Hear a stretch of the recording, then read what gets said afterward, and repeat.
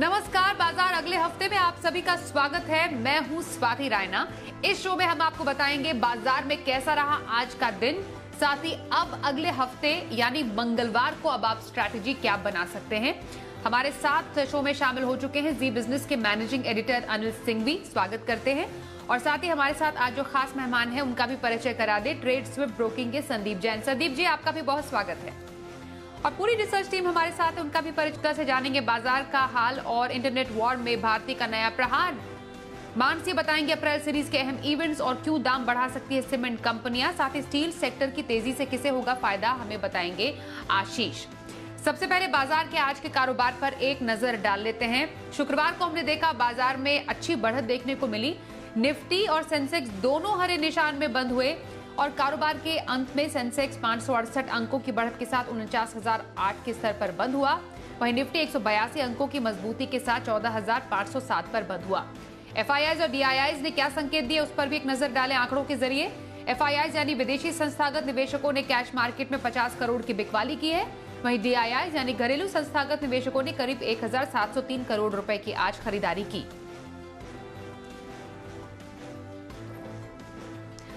और सीधे आप एडिटर स्टेक में अनिल जी का रुख कर लेते हैं। अनिल जी, आप अप्रैल सीरीज की तो शानदार शुरुआत हुई है, आज के सत्र को कैसे समझें अब?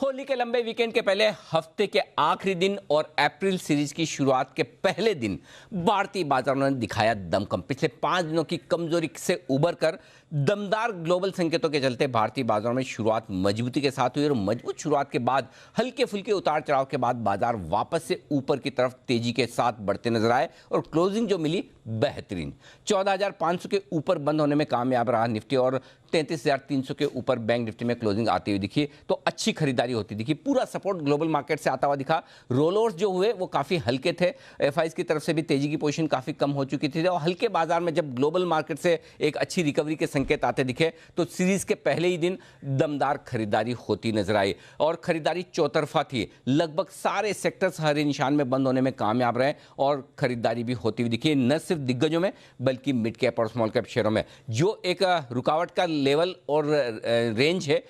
14,550-575 के आसपास, एग्जैक्टली वहीं पर निफ्टी पहुंचा और बैंक निफ्टी 33,600 के आसपास पहुंचकर वहां पर हल्की फुल्की प्रॉफिट बुकिंग हुई। लंबा वीकेंड था इसलिए भी और साल का अंत है इसलिए भी थोड़ी सी एक्टिविटी कम है, लेकिन कुल मिलाकर जिस तरह की क्लोजिंग हुई वो काफी दिनों बाद कॉन्फिडेंस देने वाली और जोश बढ़ाने वाली है। तो चलिए, आज के लिए तो आज का दिन बाजार के लिए तो अच्छा रहा। अब मंगलवार के लिए बाजार के लिए क्या संकेत होंगे 3 दिन की छुट्टी के बाद, और उसके बाद निफ्टी बैंक निफ्टी के किन अहम लेवल्स पर नजर है जानेंगे अनिल जी से। लेकिन उससे पहले सेक्टर स्पेसिफिक जानकारी जरा लें। कुशल हमारे साथ है। कुशल, जरा बताएं आज खबरों के चलते किन सेक्टर्स में था एक्शन?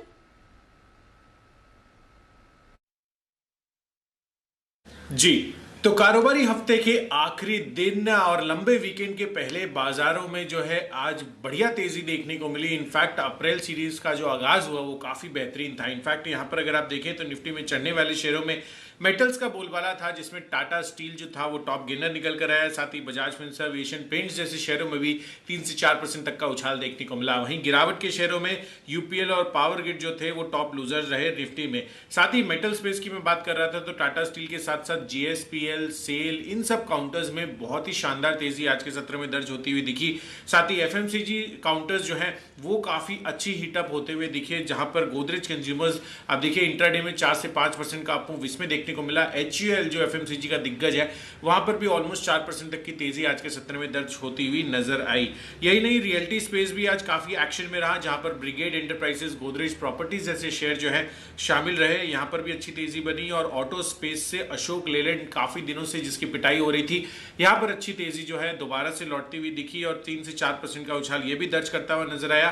साथ ही ऑटो एंसिलरी स्पेस भी काफी अच्छी तेजी बनाते हुए नजर आए। और अंत में अगर आप जी के हिट कॉल्स की बात करें तो उसमें सेल सुमित जी ने आपको दिया था, साथ ही टाटा मोटर्स सिमी जी का कॉल था दिन के दौरान, यहां पर भी ऑलमोस्ट 4% की तेजी रही। साथ ही कॉनकॉर और गोदरेज कंज्यूमर्स पर भी आपको कॉल्स आते हुए दिखे। तो कारोबारी हफ्ते का आखिरी दिन था और शानदार क्लोजिंग के साथ आज जो है हमें बाजार बंद होते हुए दिखे।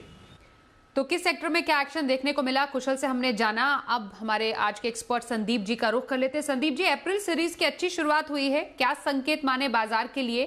साथ ही अब मंगलवार को किसी को ट्रेड लेना हो, क्योंकि लंबा वीकेंड है, तो आप कौन सा आज पिक सजेस्ट करने वाले हैं और हफ्ते भर की खरीदारी के लिए पोजिशनल व्यू कहां पर रखा जाए? बिल्कुल, आज काफी अच्छा माहौल था और इनफैक्ट जिस तरीके का कल फॉल था और पिछले 5-7 दिन काफी खराब गए मार्केट्स के लिए, तो न्यू फाइनेंशियल ईयर भी अब शुरू हो रहा है और अप्रैल की सीरीज इस तरीके से शुरुआत हुई है, कुछ तो एक्सपेक्टेड लाइंस में भी थी, क्योंकि ऐसा भी नहीं है कि सेलिंग बहुत ज्यादा एफआईआईज डीआईआईज की कोई नेगेटिव अप्रोच है। सो ओवरऑल मुझे लगता है कि अब आने वाले दिनों में रिजल्ट्स के ऊपर ज्यादा नजरें बनी हुई रहेगी, जो कि आईटी दिग्गजों के रिजल्ट्स आने लग जाएंगे अब 7-8-10 दिनों के बाद। सो ओवरऑल मैं अभी भी कहूंगा कि मिड कैप और स्मॉल कैप अच्छे लगते हैं मुझे तो हमेशा से, और आगे भी अच्छे वैल्यूएशंस वाले अच्छे रिजल्ट्स वाले स्टॉक्स को लेना है। और जो मेरा इंट्राडे एफएनओ पिक के तौर पे जो स्टॉक मैंने चुना है वो है मैरिको। मैरिको में बाइंग करनी है और 402 रुपए की सीएमपी है। ये बेचे नहीं होगा, ये शायद ये बाइंग होगी 402 और 412 और 415 का टारगेट के लिए, और 395 का स्टॉप लॉस लगा। तो मैरिको इज अ बाय। और दूसरा जो इंट्राडे कैश मार्केट के तौर पे जो स्टॉक मैं लाया हूं वो है 568 का भाव है कांसाई नेरोलेक। इनफैक्ट ये पेंट्स वाले स्टॉक्स बहुत अच्छा कर रहे हैं, क्रूड ऑयल नीचे आ रहा है तो एशियन पेंट्स ने भी बहुत अच्छा परफॉर्मेंस दिया अभी इन दिनों में, और सारे पेंट्स वाले स्टॉक्स अच्छे लग रहे हैं। तो 585 590 के टारगेट के लिए स्टॉक को लेना चाहिए और 557 का स्टॉप लॉस लगा।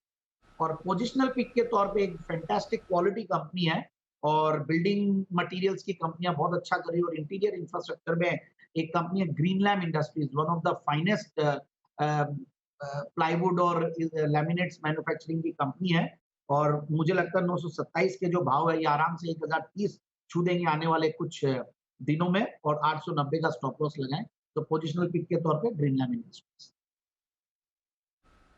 तो रिकैप कर लेते हैं फटाफट। एफएनओ से मैरिको में खरीदारी की सलाह इंट्राडे पिक, और कैश मार्केट से कंसाई नेरोलैक में खरीदारी की सलाह संदीप जी की, और हफ्ते भर की खरीदारी ग्रीनलैम इंडस्ट्रीज में करने की सलाह हमारे आज के एक्सपर्ट संदीप जैन दे रहे हैं। बातचीत जारी रहेगी इनसे, लेकिन क्योंकि अप्रैल सीरीज की शुरुआत हो चुकी है और अब कुछ अहम इवेंट्स है जिन पर रहेगी बाजार की नजर। सारे इवेंट्स अच्छे से समझते हैं, हमारे सहयोगी मानसी से बताइए। जी बिल्कुल, अप्रैल सीरीज की शुरुआत ही काफी दमदार हुई है, काफी सारे एक्शन पैक ट्रिगर्स रहे हैं और सीरीज भी काफी एक्शन पैक रहने वाली है। इनफैक्ट फेस्टिवल के साथ सीरीज की शुरुआत होगी। 29 मार्च के दिन होली के अवसर पर बाजार बंद रहने वाले हैं। इसके अलावा नीलांचल इस्पात निगम लिमिटेड में स्ट्रैटेजिक हिस्सा बेचने के एक्सप्रेशन ऑफ इंटरेस्ट देने की भी आखिरी तारीख 29 मार्च होगी। 30 मार्च नजारा टेक्नोलॉजीज की लिस्टिंग होती हुई दिखेगी। 31 मार्च निफ्टी 50 में गेल की जगह टाटा कंज्यूमर की एंट्री होगी। वहीं निफ्टी 50 में बैंक ऑफ बड़ौदा की जगह एयू स्मॉल फाइनेंस बैंक शामिल होता हुआ दिखेगा। 1 अप्रैल के दिन कई सारे ट्रिगर्स हैं। ऑटो कंपनी के मार्च में बिक्री के आंकड़े आते हुए दिखेंगे। सरकार नेचुरल गैस की कीमतें बढ़ा सकती है।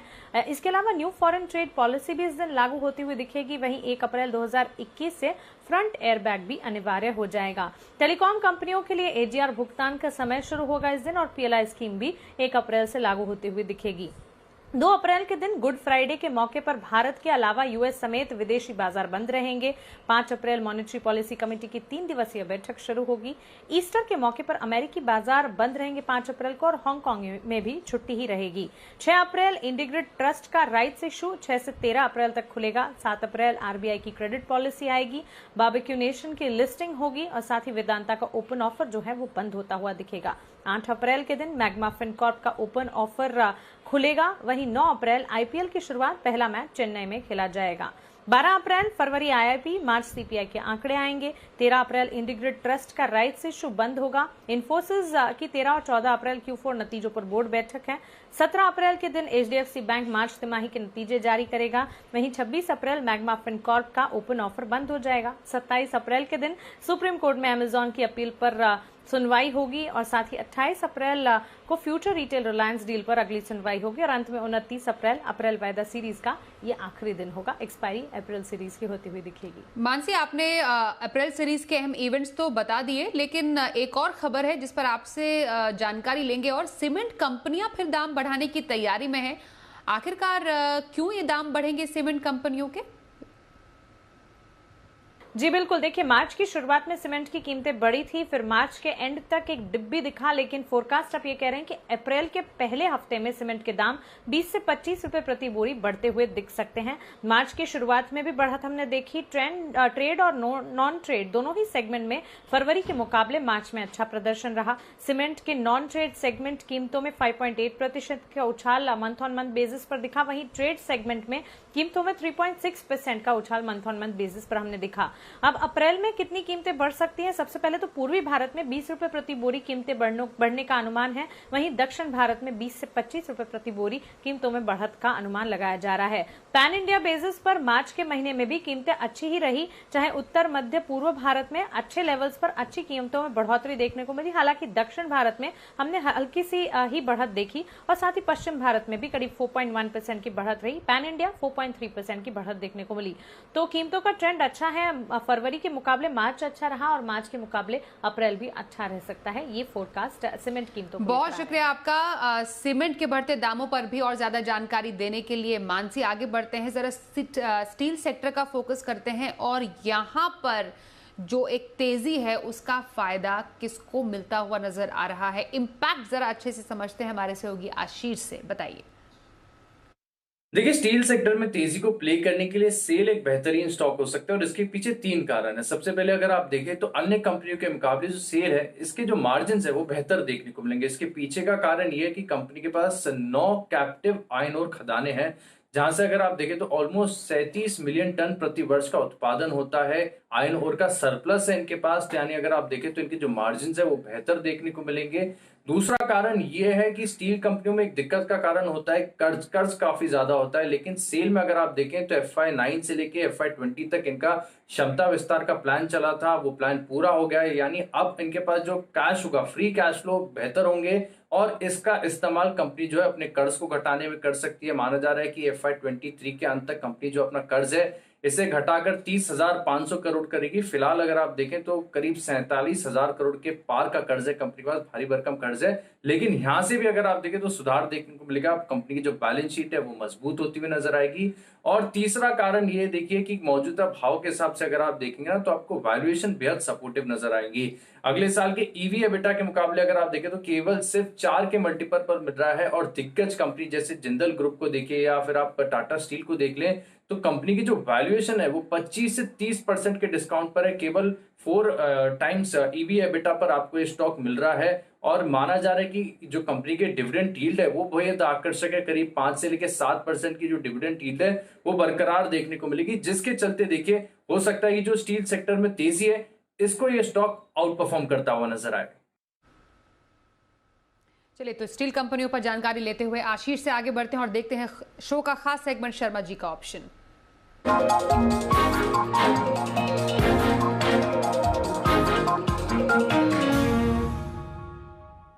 HDFC सिक्योरिटीज के VK शर्मा से बात करते हैं। सर, बहुत स्वागत है आपका। अब बताइए, आने वाले समय के लिए ऑप्शन स्ट्रैटेजी क्या सजेस्ट करेंगे?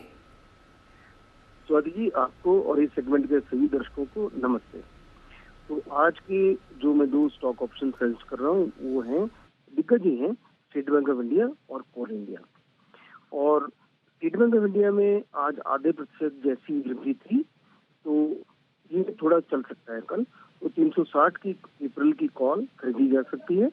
16 रुपए प्रीमियम पे ये क्लोज हुई है आज।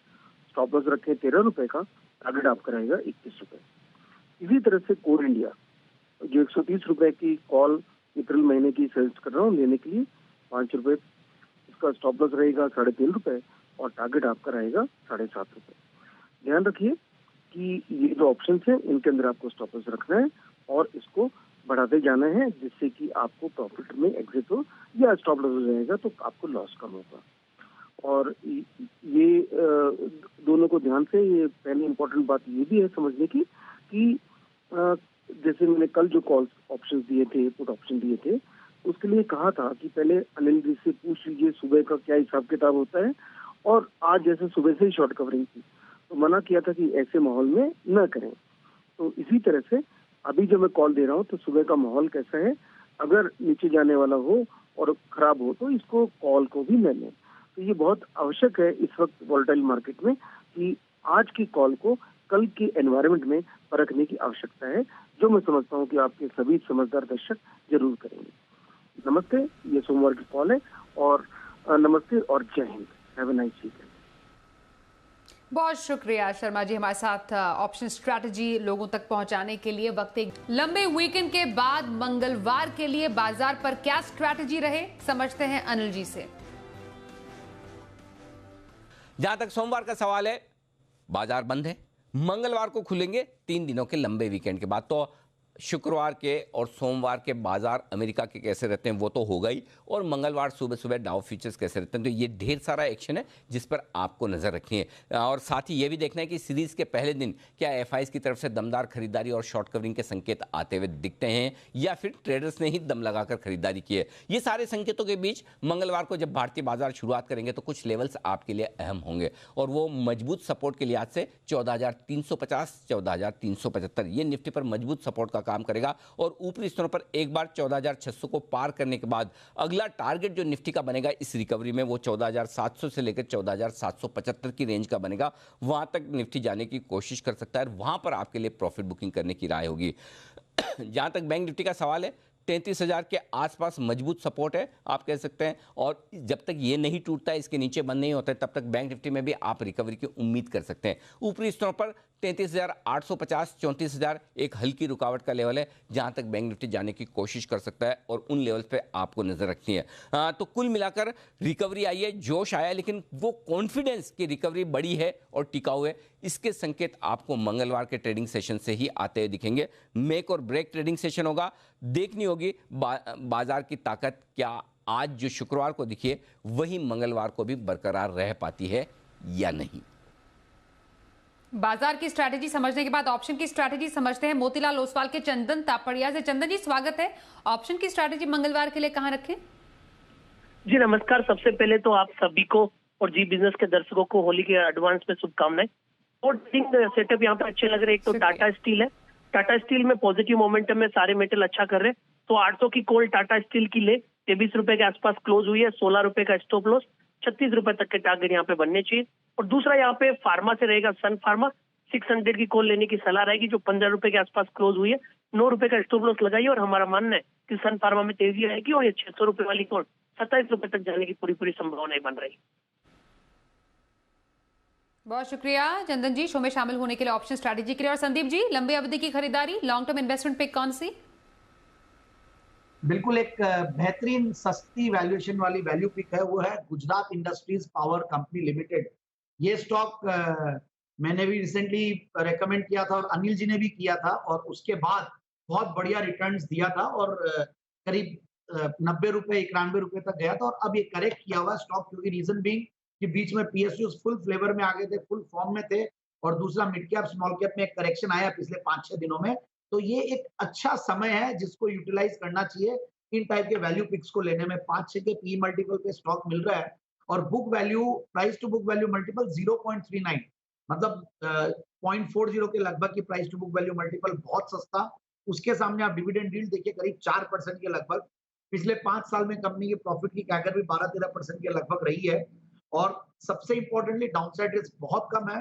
तो इन लेवल पे बिल्कुल स्टॉक को लेना चाहिए। जो नाम गुजरात है तो आप समझ लीजिए कि प्रोमोटर्स के पॉइंट ऑफ व्यू से तो बिल्कुल भी कोई रिस्क नहीं है। बाकी बहुत सारे डीआईआईस की बहुत अच्छी होल्डिंग है, करीब 14% के लगभग डीआईआईस की होल्डिंग है, एफआईआईस की नॉमिनल से स्टेक है, and Gujarat power corporation, Gujarat state power petroleum corporation, इन सब की स्टेक होते हुए मुझे लगता है कि स्टॉक को बिल्कुल लेना चाहिए इन लेवल्स पे, और आराम से ये स्टॉक 85 से 90 के टारगेट्स के लिए खरीदना चाहिए।